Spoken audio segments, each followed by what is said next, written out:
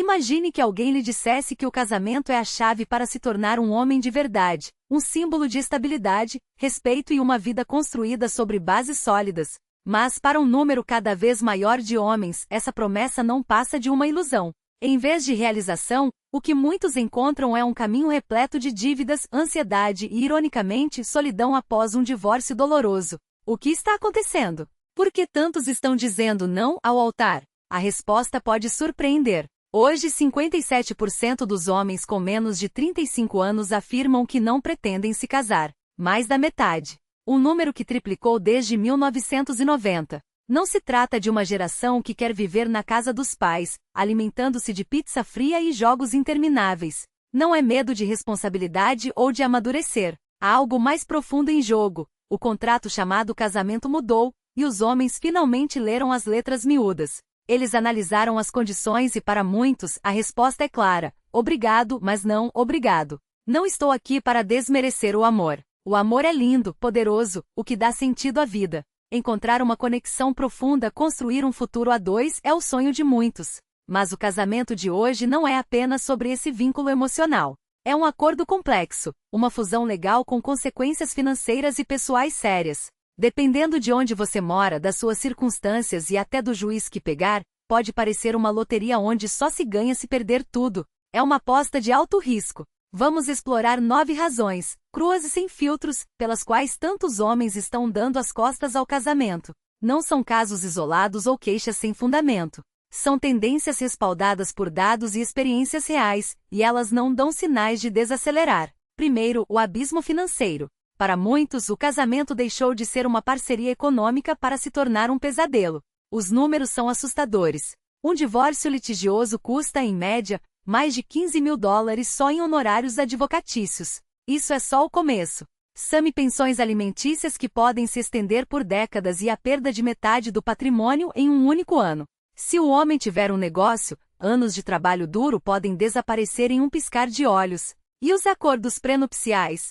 Em teoria deveriam resolver. Na prática, os tribunais podem anulá-los por considerá-los injustos ou desproporcionais. O juiz pode decidir que o acordo é excessivamente favorável a uma das partes e pronto, as proteções que você imaginava ter somem. Veja o caso de Jeff Bezos. O homem mais rico do mundo perdeu $38 bilhões em um acordo. Se o sistema pode arruinar um bilionário, o que sobra para o resto de nós? Não é ganância. É gestão de risco.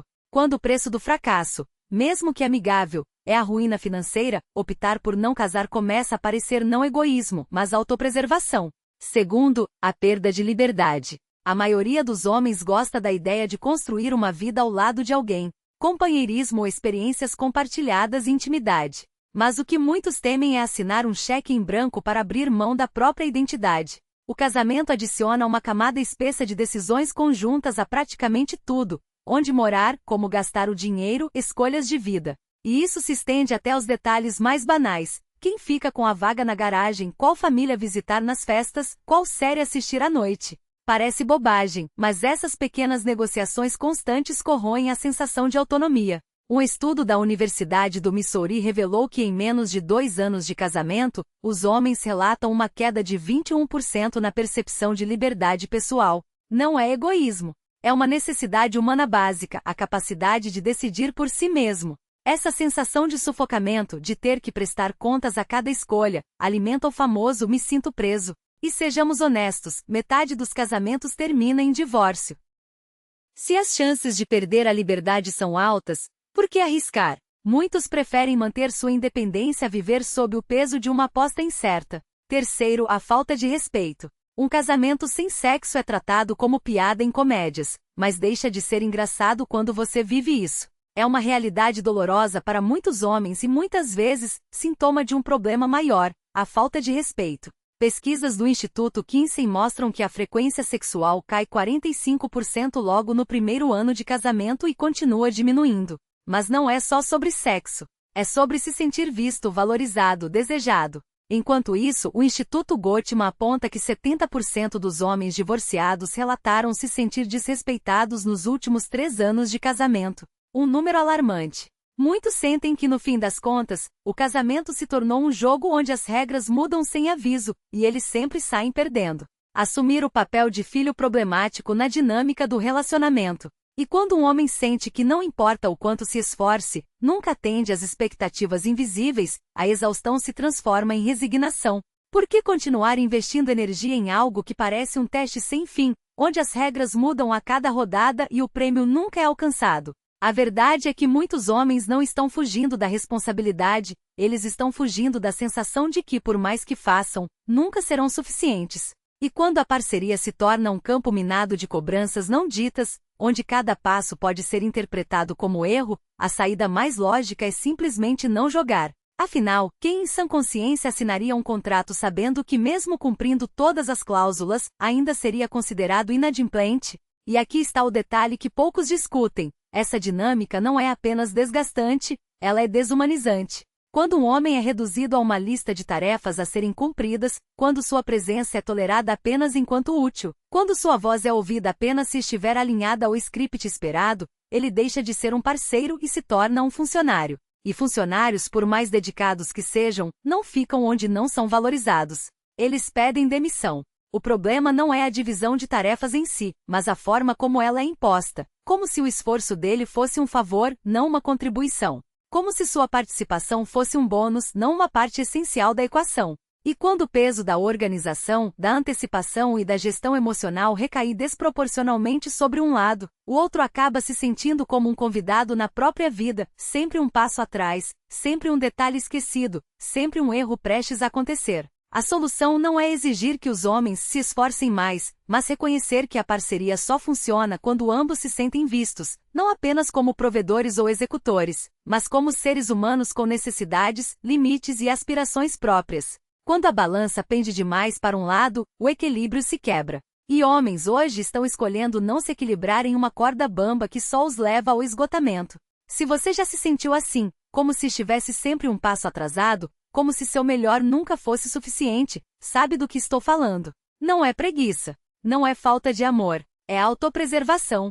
E em um mundo onde as relações são cada vez mais transacionais, onde o amor é medido em produtividade e a intimidade em desempenho, optar por não participar pode ser a decisão mais racional de todas. E por que alguém assinaria um contrato sabendo, desde o início, que as cláusulas estão escritas contra ele?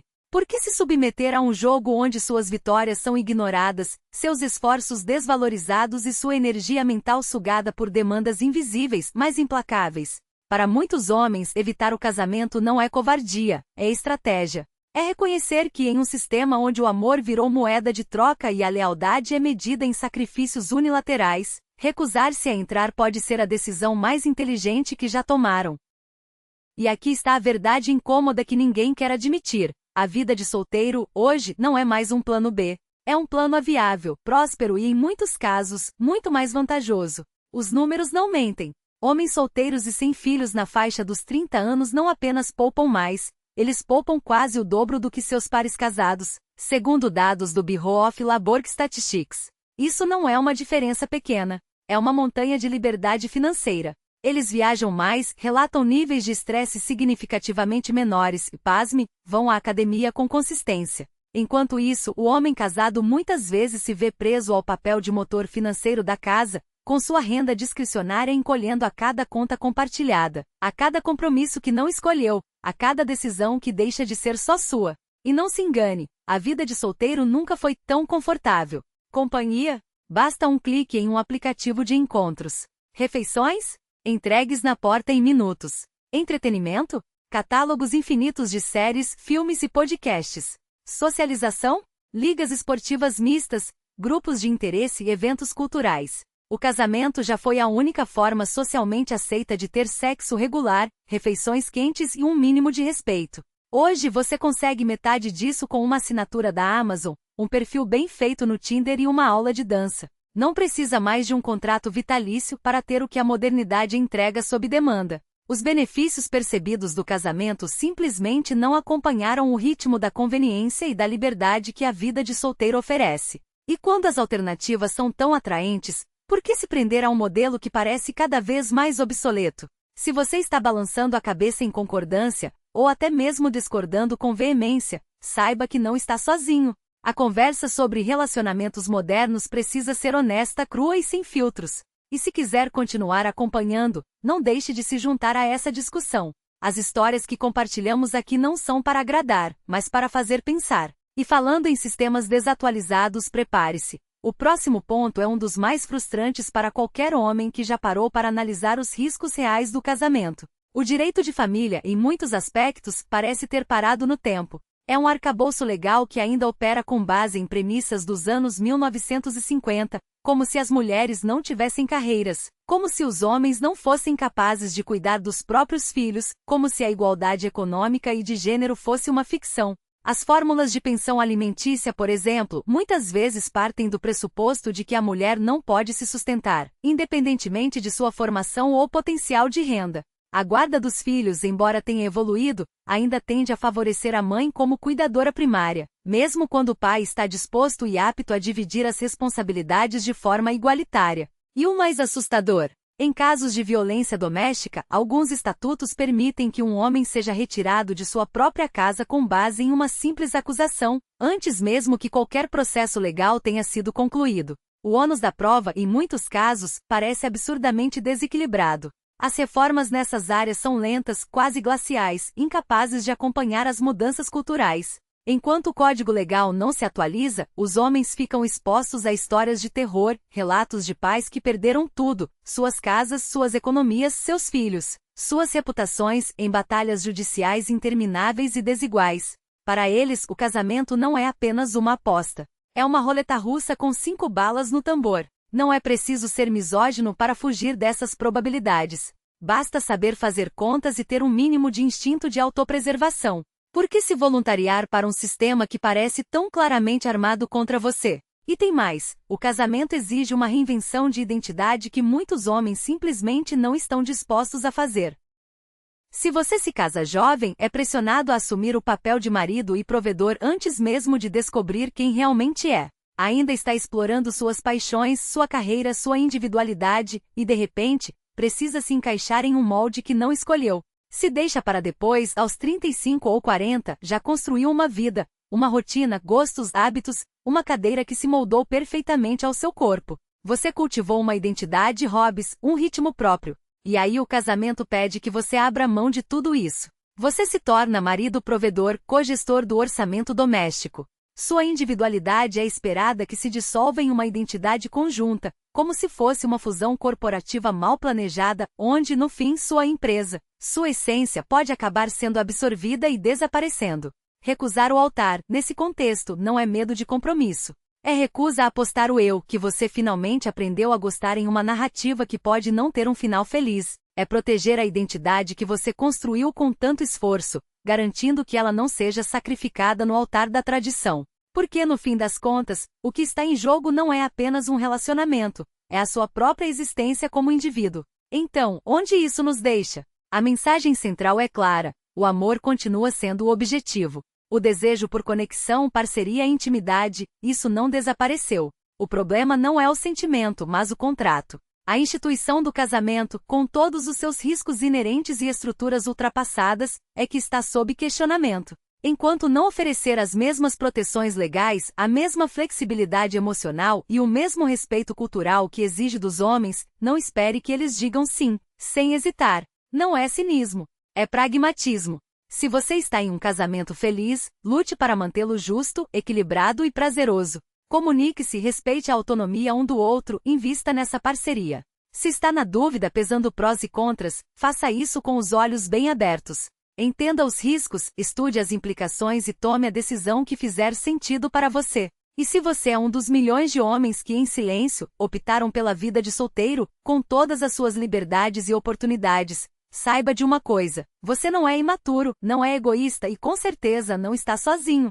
Você está apenas lendo o ambiente, analisando os dados e fazendo uma escolha racional pelo seu próprio bem-estar. Obrigado por assistir. Mantenha-se forte, continue aprendendo e, acima de tudo, mantenha seus padrões altos e suas responsabilidades sob controle.